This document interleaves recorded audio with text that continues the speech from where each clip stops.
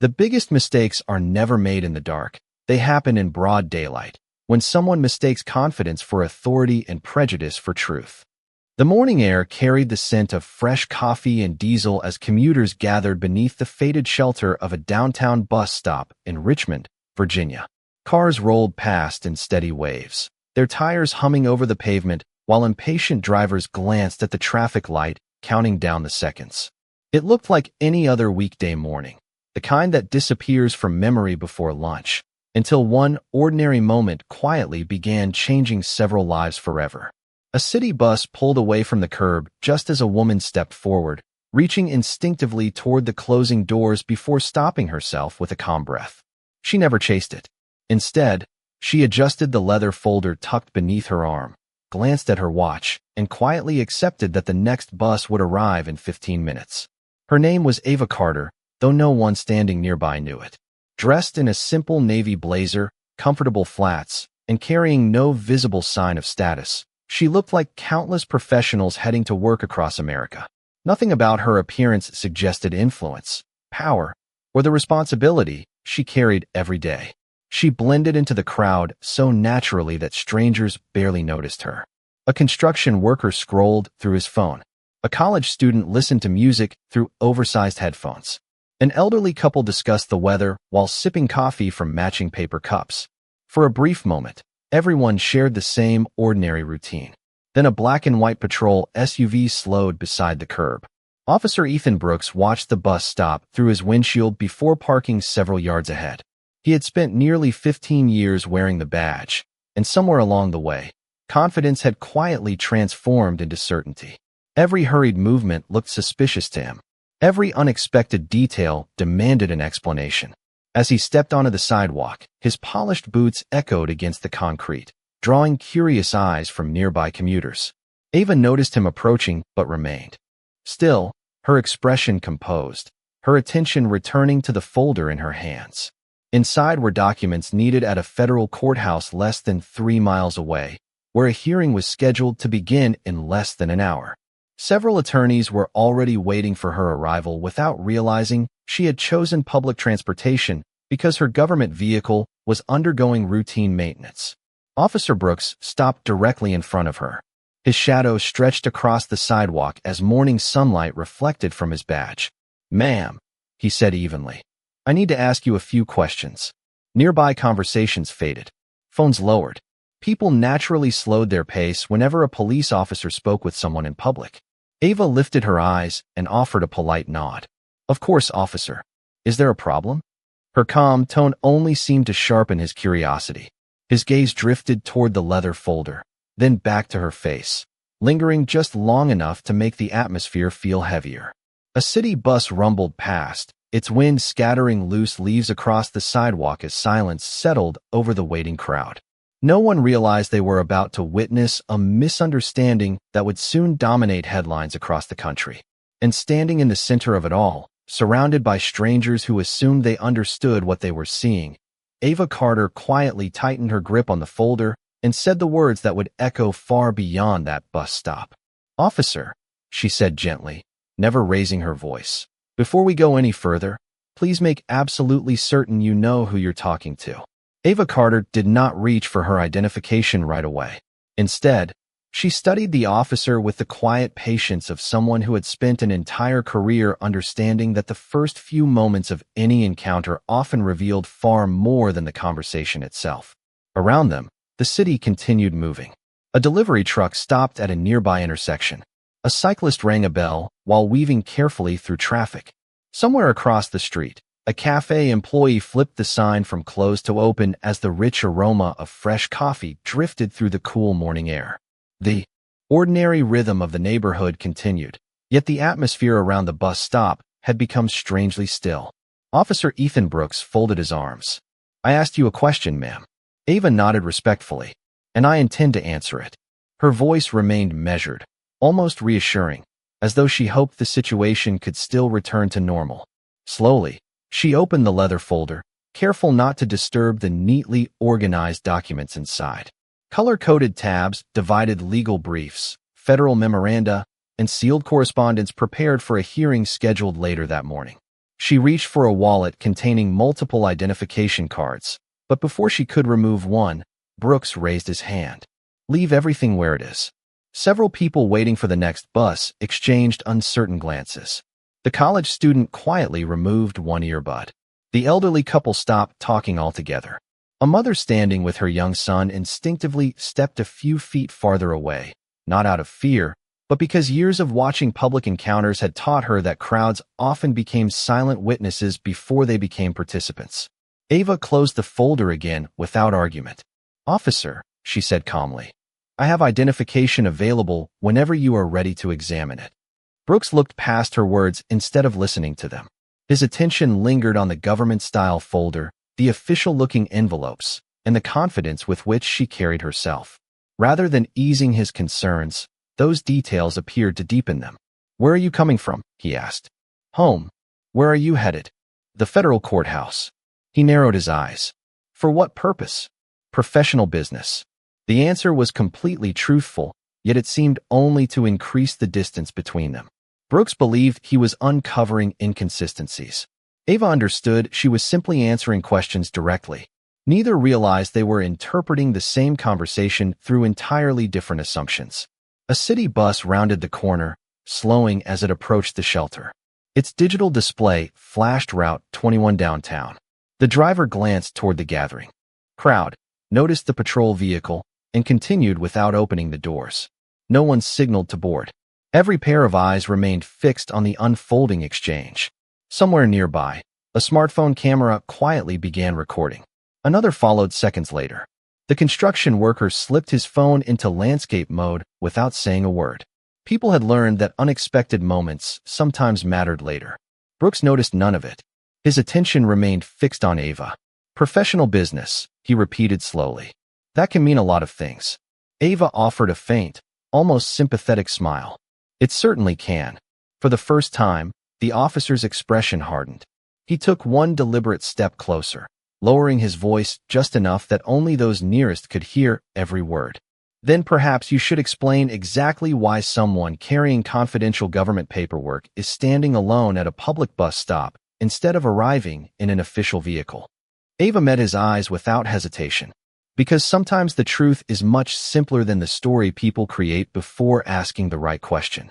Ava could feel dozens of eyes following every movement, yet she refused to let the growing attention change her composure. She had stood before federal judges, negotiated complex legal disputes, and questioned witnesses whose testimony carried national consequences.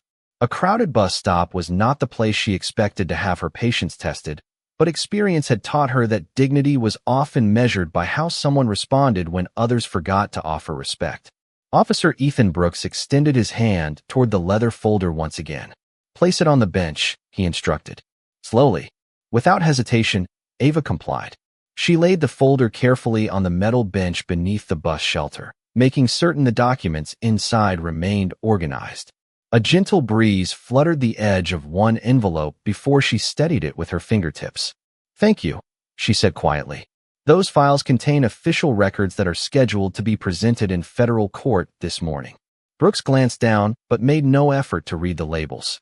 His attention remained fixed on the situation he believed he understood. "Anyone can print official-looking paperwork," he replied. "That does not prove anything." A few people shifted uncomfortably. The construction worker lowered his phone for a moment and whispered to the woman standing beside him. "She has been calm this whole time." The woman nodded but kept watching. Something about Ava's confidence did not match the assumptions forming around the encounter. Brooks requested identification again. This time, Ava slowly removed a leather credential holder from her handbag and held it where he could clearly see it without stepping closer. "My identification is right here, officer." He accepted it with deliberate caution, opening the credential holder while maintaining a skeptical expression. His eyes moved across the government seal, the photograph, and the printed title. Instead of easing the tension, his face remained unchanged. "Interesting," he said. "Very interesting." Ava answered with quiet sincerity. "You are welcome to verify every detail." Brooks looked up. "That is exactly what I intend to do." He stepped several feet away and spoke into his shoulder radio, requesting verification through dispatch. Minutes passed. The morning traffic continued flowing through the intersection while the waiting crowd grew larger as additional commuters arrived. Some quietly asked what had happened. Others simply noticed the police vehicle and remained nearby, sensing that the situation was becoming more significant than anyone had first imagined. Inside the federal courthouse less than 3 miles away, courtroom staff began checking the time. A clerk glanced toward the entrance before looking at the official schedule once more. Ava Carter was expected to arrive shortly for a hearing involving a major public corruption case. Her absence was unusual. One attorney attempted to call her cell phone, but the call went unanswered as it rested silently inside her handbag. Back at the bus stop, Brooks listened carefully to the voice coming through his radio. Static interrupted several words, forcing dispatch to repeat portions of the response. The incomplete communication only seemed to reinforce his doubts instead of resolving them. He closed the credential holder and walked back toward Ava with measured steps. "Until I receive complete confirmation," he said firmly, "I cannot simply accept this identification at face value." Ava nodded once more, her expression never changing. "Verification exists for exactly that reason," she replied. "Truth does not become less true simply because it takes a little longer to reach the right person." Neither of them noticed that across the street, a black sport utility vehicle had just turned onto the avenue, its destination still several blocks away, while events already set in motion were beginning to move far faster than anyone standing beneath that quiet bus shelter could possibly imagine. Officer Ethan Brooks slipped the credential holder into his hand instead of returning it immediately. The subtle gesture did not go unnoticed. Ava watched without protest, her hands resting calmly at her sides while the breeze carried the distant sound of another city bus approaching the next intersection. She had learned years ago that arguing with assumptions rarely changed them. Facts did. Time did. Patience did. Around the shelter, the crowd had quietly doubled. Office workers paused on the sidewalk instead of continuing toward their buildings. A man walking his dog slowed to a stop across the street. Several people now held their phones chest high, recording without speaking. No one shouted. No one interfered. The silence itself had become the loudest sound in the morning. Brooks looked down at the leather folder again. "Open it," he ordered. Ava hesitated for only a second before carefully lifting the cover. Inside were neatly organized legal files secured with color tabs, each page arranged with the precision of someone who respected both the law and the people it served. As Brooks began flipping through the documents, a light gust swept across the sidewalk. Several pages slipped free and drifted onto the concrete like scattered leaves. Ava instinctively bent forward. "Please," she said with controlled urgency. "Those documents are part of an active federal proceeding. Let me organize them." Brooks held up his hand. "Stay where you are." She immediately stopped moving. The pages rested across the sidewalk, their official seals and formal formatting visible but unreadable from a distance. A young college student stepped forward as if to help gather them, but Brooks shook his head before the student could take another step. "Nobody touches anything." The student quietly stepped back. Ava lowered her eyes for a brief moment. She was not embarrassed for herself. She was thinking about the confidential work represented by every page now exposed to wind, dust, and curious eyes. Every document had been prepared with extraordinary care by attorneys, investigators, and federal staff who trusted that the legal process would protect both truth and procedure. Seeing them scattered across a public sidewalk weighed on her far more heavily than the attention surrounding her. Across town, inside the federal courthouse, the courtroom deputy checked the clock again. The judge had not yet taken the bench, but several attorneys exchanged puzzled looks. One assistant whispered, "She has never been late." Another reached for the office telephone and tried calling Ava once more. The call rolled directly to voicemail. Back at the bus stop, Brooks crouched to gather several loose pages. He glanced briefly at headings marked with federal case numbers before closing the folder again. Whatever uncertainty he might have felt remained hidden behind a firm expression. "Until everything is verified," he said, "these materials will remain here." Ava inhaled slowly before answering. "Officer, every minute this hearing is delayed affects more than me." Brooks responded without hesitation. "If everything checks out, you will be on your way soon enough." She looked directly at him, neither angry nor defeated. Sometimes the cost of delaying justice cannot be measured by a clock. Several people nearby exchanged uneasy glances. Her words did not sound rehearsed. They sounded like someone who understood consequences long before they became headlines.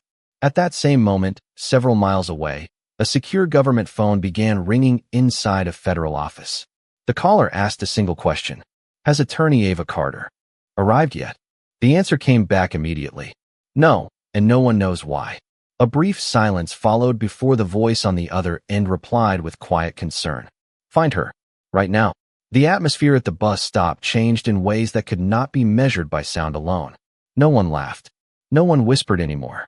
The uncertainty hanging over the sidewalk had slowly transformed into anticipation, as though everyone present sensed they were witnessing the beginning of something far larger than a routine police encounter.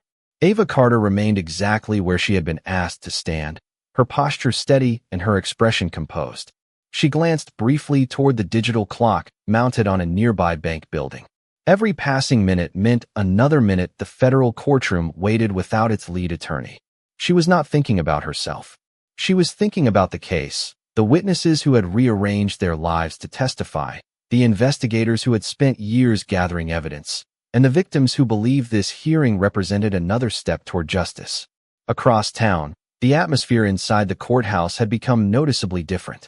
A courtroom clerk quietly approached the presiding judge's chambers with an update. Your Honor, Attorney Carter has still not arrived. The judge looked up from the case file with visible surprise. Has anyone spoken with her? No, Your Honor. Every call goes unanswered. Another attorney checked Ava's calendar. There was no cancellation, no emergency notice, no schedule change. Her absence simply did not make sense. Meanwhile, inside a nearby federal office building, a supervisory assistant reviewed the morning's itinerary and frowned. Ava Carter had never missed a hearing without notifying someone. Not once. The assistant immediately contacted Federal Protective Service personnel assigned to courthouse security. Locate Attorney Carter immediately, the supervisor instructed. This is now a priority. Back at the bus stop, Officer Ethan Brooks received another transmission through his shoulder radio. He stepped several feet away to listen, but the response remained frustratingly incomplete. Dispatch confirmed that the identification appeared authentic, yet additional verification from federal records was still pending because the requested office had not immediately responded. Brooks interpreted the delay as uncertainty rather than bureaucracy. Ava recognized exactly what it was. Government systems rarely moved as quickly as people expected. She spoke calmly once he returned. Verification takes time because there are multiple agencies involved. Brooks remained unconvinced, or because something does not add up. Ava answered without changing her tone. Sometimes silence is only silence. It is not evidence. A city surveillance camera mounted above the intersection continued recording every second. So did the camera inside the patrol vehicle parked along the curb. The bus shelter security camera captured the growing crowd from another angle, while at least 4 smartphones quietly streamed portions of the encounter to friends and family. None of the people recording imagined their videos would soon become evidence viewed by lawyers, investigators, and city officials. One elderly gentleman finally stepped forward just enough to speak. "Officer," he said politely, "that lady has been respectful the entire time." Brooks acknowledged him with a brief nod, but never looked away from Ava. "Sir, I appreciate your concern, but I am conducting an investigation." The gentleman stepped back without argument. Ava offered him a grateful smile before returning her attention to the officer.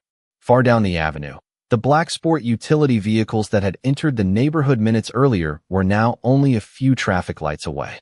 Their drivers had received updated location information only moments before. They were not responding with sirens or flashing lights. They moved with quiet purpose, each passing block bringing them closer to the bus stop, where an ordinary morning had already begun turning into a moment that would soon force an entire city to confront the difference between suspicion and truth. The first black sport utility vehicle rolled to a smooth stop across the street, followed seconds later by a second and then a third. None of them used emergency lights. None of them announced their arrival with sirens. Their silence carried a weight that immediately caught the attention of everyone standing at the bus stop.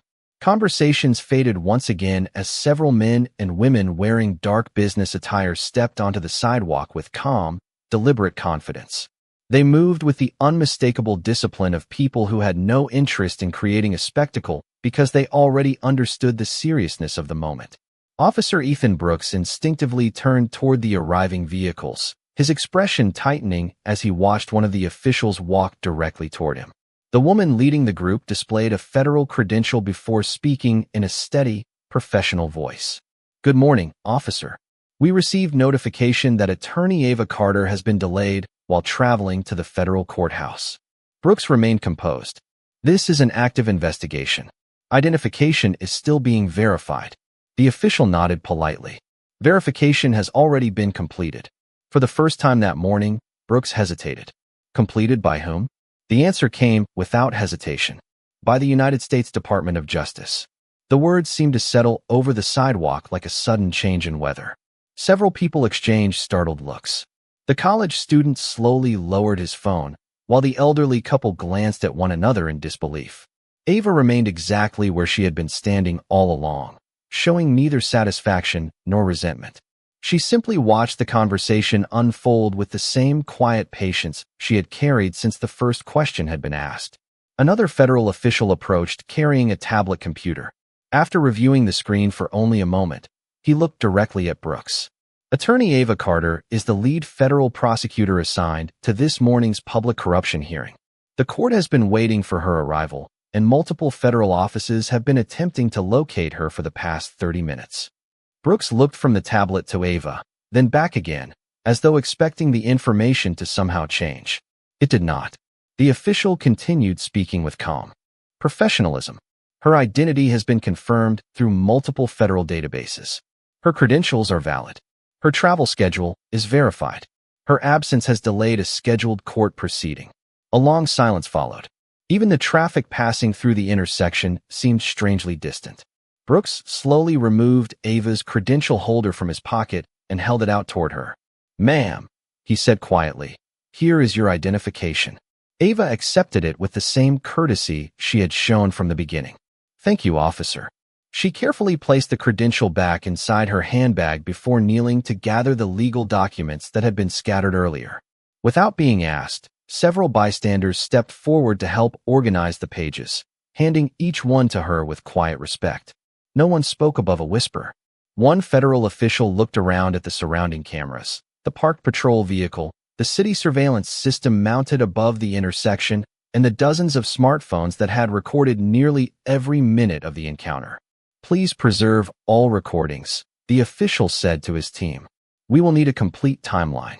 Ava closed the leather folder and held it securely against her side. She looked at Brooks for a brief moment, not with anger, but with unmistakable disappointment. "Officer," she said gently, "authority earns trust only when it is guided by fairness. Today, the law arrived exactly where it was supposed to.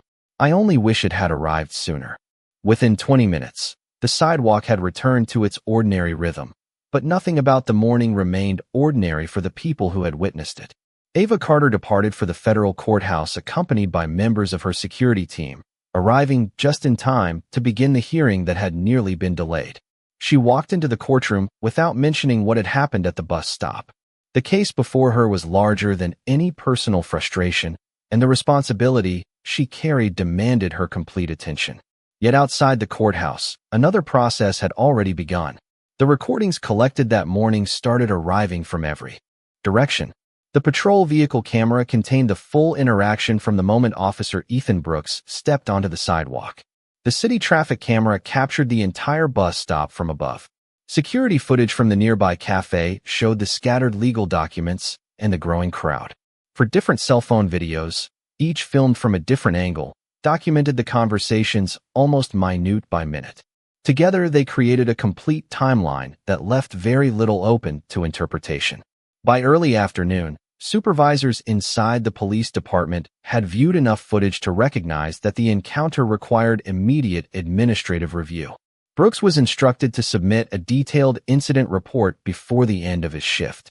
Internal Affairs requested copies of every radio transmission, dispatch log, body camera recording, and computer inquiry connected to the stop.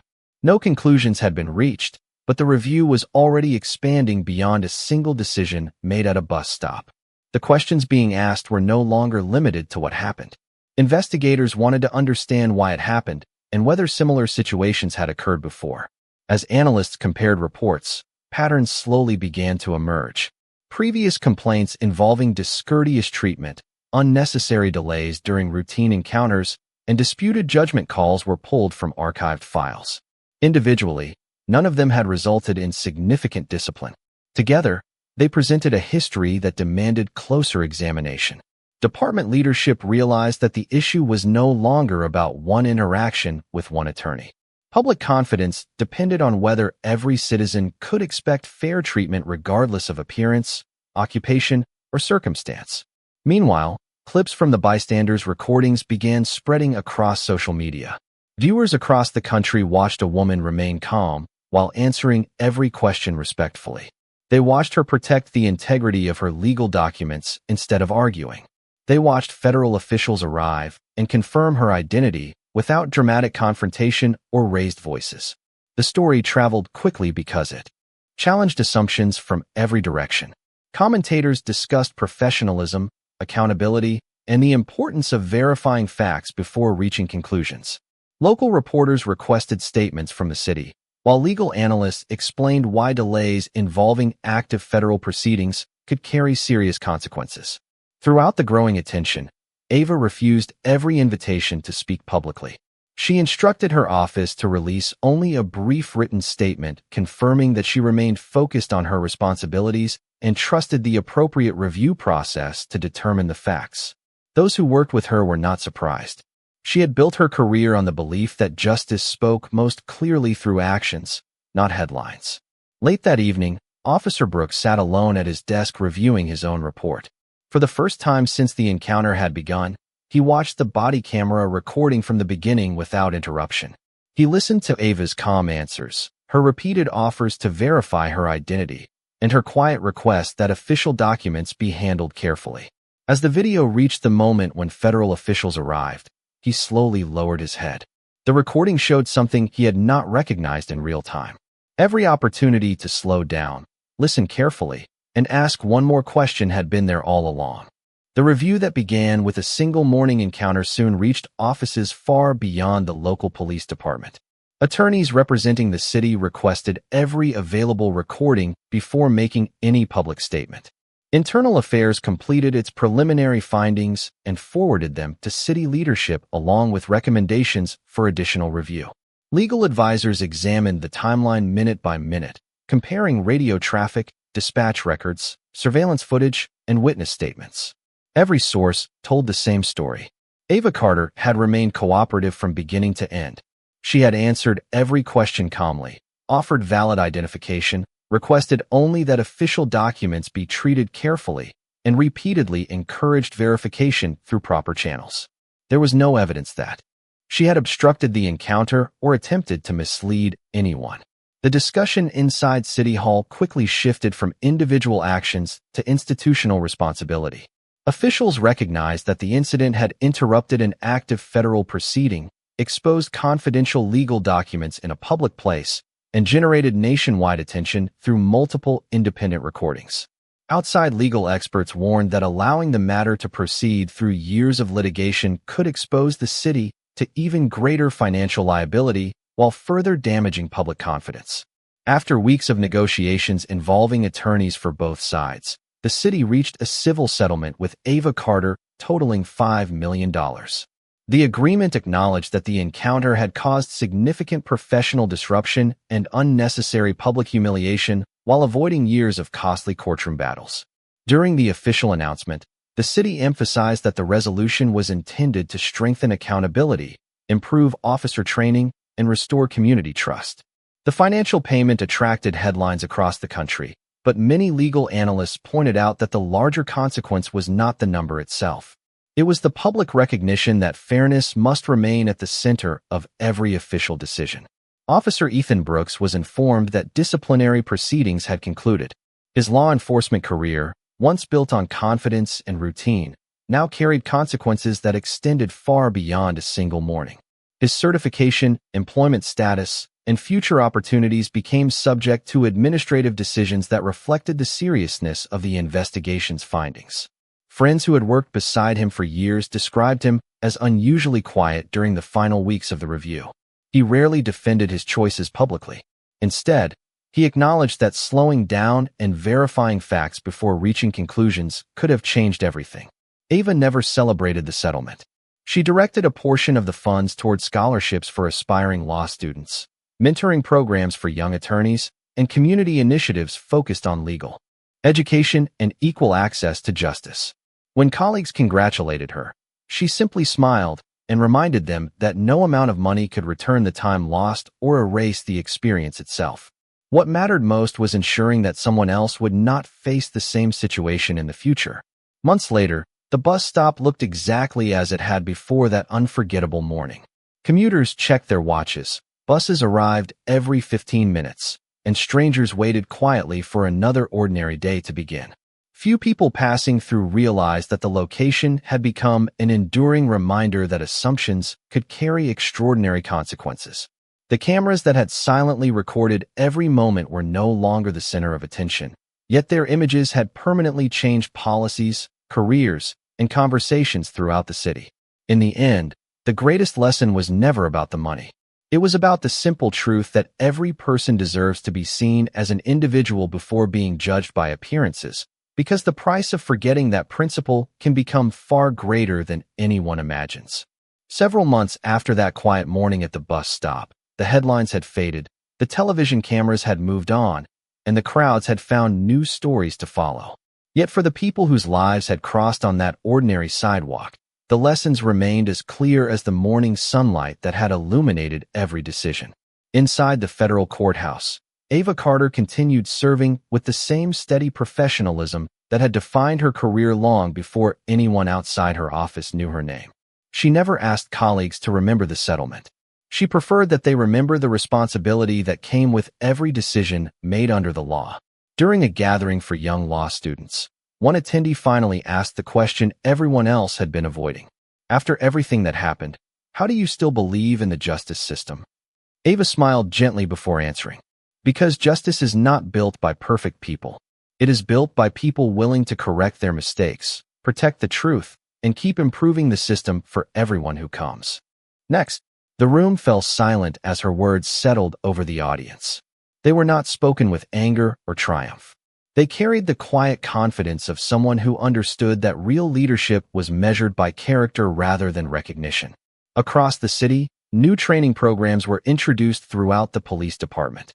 Officers participated in additional instruction focused on communication, procedural fairness, professional judgment, and careful verification before making conclusions.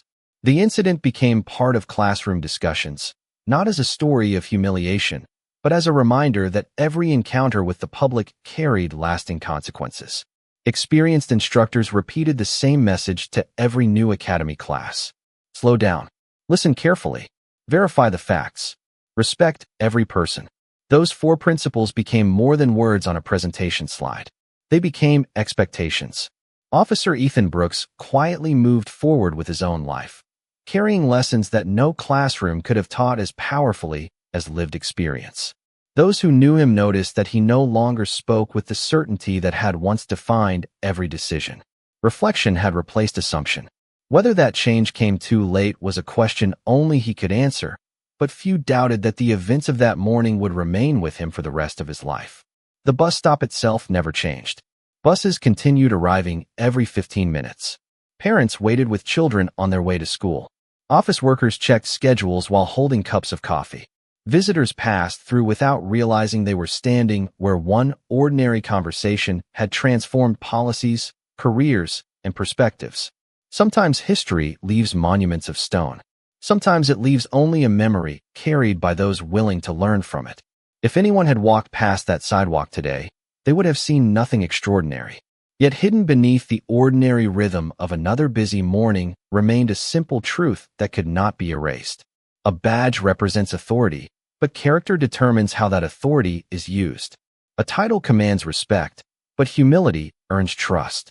And justice never asks about the color of a person's skin before recognizing the value of their voice. It only asks whether the truth has been honored. Because in the end, the most powerful victory was never the settlement, the headlines, or the public attention. It was the reminder that dignity cannot be taken away by misunderstanding. Fairness must never depend on appearance. And the strongest foundation of justice will always be the courage to see the person before making the judgment.